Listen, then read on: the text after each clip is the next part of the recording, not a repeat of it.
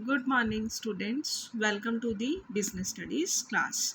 बेटे आज जो है हमारा टेक्निक्स ऑफ साइंटिफिक मैनेजमेंट का नेक्स्ट हेडिंग क्या है? Time study.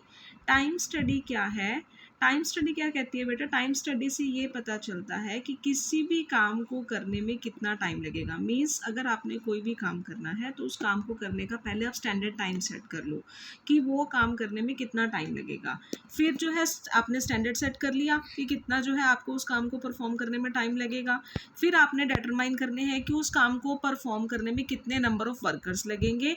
वह वर्कर्स जो है आपने उनको कैटेगरीज के अंदर डिवाइड कर देना है, एफिशिएंट और इनएफिशिएंट। सो ये बताता है कि स्टैंडर्ड टाइम किसी भी काम को परफॉर्म करने का कितना लगेगा। सो टाइम मेजरिंग डिवाइसेस यूज़ किए जाते हैं किसी भी काम को, मतलब अगर आपने देखना है कि किसी काम को परफॉर्म करने में कितना टाइम लगेगा तो इसके लिए टाइम मेजरिंग डिवाइसेस का यूज़ किया जाता है। सो जो भी आपने काम करना है उसके लिए एक स्टैंडर्ड टाइम फिक्स कर दिया जाता है। आपने क्या करना है, the method of time study जो है will depend upon the volume and the frequency of the task. ये किसके ऊपर डिपेंड करता है कि काम की कितनी वॉल्यूम है और फ्रीक्वेंसी कितनी है, मतलब बार बार कितना टाइम जो है वो काम चलता रहेगा, ठीक है, और उस काम को करने की कोस्ट। सो जो ऑब्जेक्टिव है टाइम स्टडी का, ये डिटरमाइन करता है कि किसी भी काम को परफॉर्म करने के लिए कितने वर्कर्स चाहिए, ठीक है, उनको कितनी हमने सूटेबल इंसेंटिव स्कीम्स देनी है, कितनी हमने उनको कोस्ट देनी है, ये सब कुछ इसके अंदर डिसाइड किया जाता है। सो टेलर ने सजेस्ट किया कि हमने क्या देखना है, किसी भी जॉब को परफॉर्म करने के लिए हमने अपनी विश के अकॉर्डिंग नहीं बताना, अपनी डिस्क्रिप्शन के अकॉर्डिंग नहीं बताना कि इस काम, ये वाला काम जो है इतने टाइम के अंदर हो जाना चाहिए। नहीं, हमने क्या करना है, प्रॉपर टाइम स्टडी करनी है। हमने साइंटिफिकली चेक करना है कि इस काम को करने में कितना टाइम लगेगा। उसके बाद जो है हमने वर्कर्स को वर्क जो है वो डिवाइड करना है। सो टाइम स्टडी क्या कहती है कि हमने एक वर्कर से काम करवा के देखना है, वो वर्कर काम को परफॉर्म करेगा और हम जो है उसके किए हुए काम को नोट डाउन करेंगे कि उसने ये काम जो है कितने टाइम के अंदर कंप्लीट किया। ये प्रोसेस एक बार नहीं, दो बार नहीं, बल्कि कई बार जो है करवा के देखी जाती है। 100 टाइम 200 टाइम उनको ऑब्जर्व किया जाता है, देन उसके बेसिस पे जो है स्टैंडर्ड टाइम फिक्स किया जाता है। जैसे for example, on the basis of several observation it is determined that standard time taken by the worker to make one cardboard box. एक कार्डबोर्ड बॉक्स को बनाने में कितना टाइम लगता है? 20 मिनट्स लगते हैं। सो एक घंटे में कितने कार्डबोर्ड बॉक्स बनेंगे? 3 ही बनेंगे। सो इसीलिए इसके अंदर वर्कर जो है उसने 8 घंटे काम करना है एक शिफ्ट के अंदर। उसमें से 1 आवर जो है उसका रेस्ट और लंच का हम निकाल देते हैं, तो उसने 7 आवर्स काम करना है। तो एक घंटे के अंदर 3 बॉक्स बनते हैं, तो 7 घंटों के अंदर कितने बॉक्स बनेंगे? 21। So now this is the standard task a worker has to do. Wages can be decided accordingly, और उसी के अकॉर्डिंग जो है वेजेस डिसाइड करी जाएंगी। ये था हमारी टाइम स्टडी। नेक्स्ट है फैटीग स्टडी।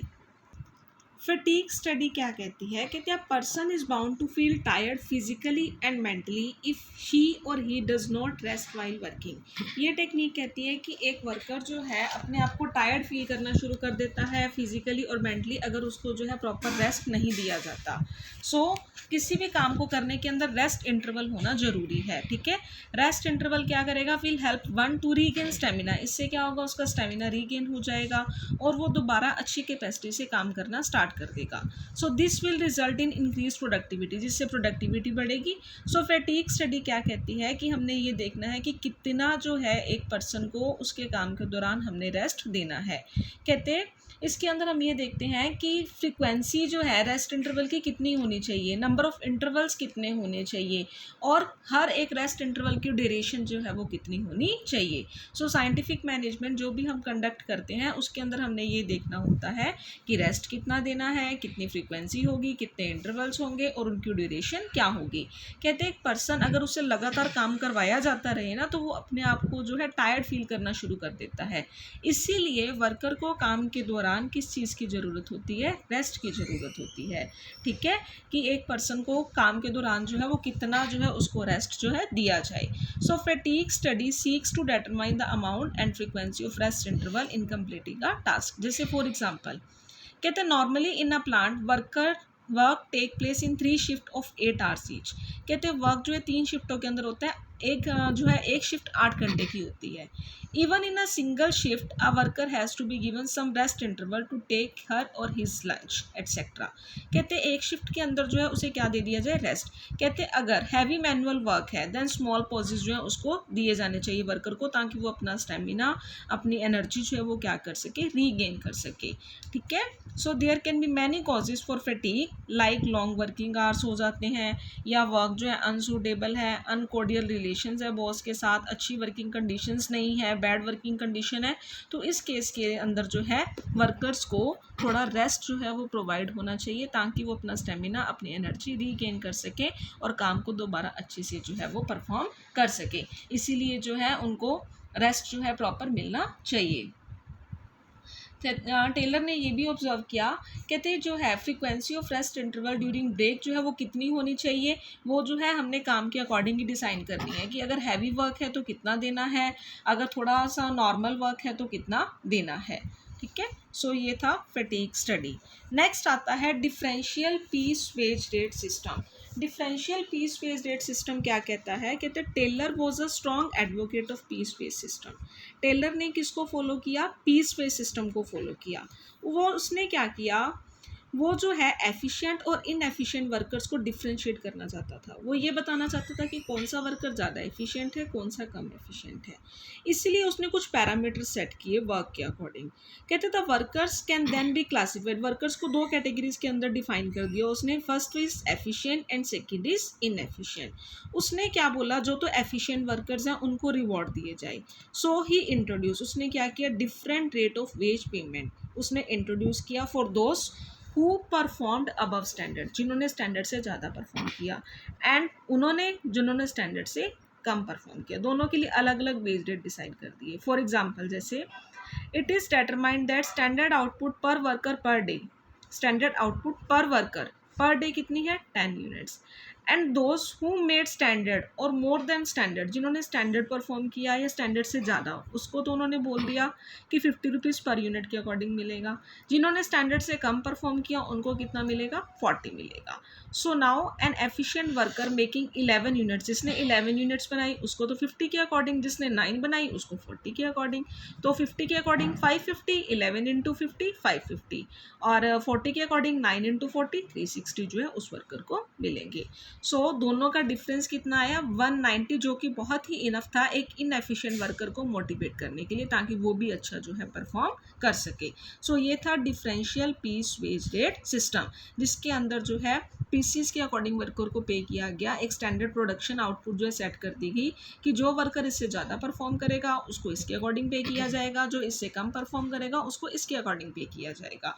सो ये था differential piece wage rate system. Next है बेटा, नेक्स्ट आपका यहाँ पे आता है मेंटल रेवोल्यूशन।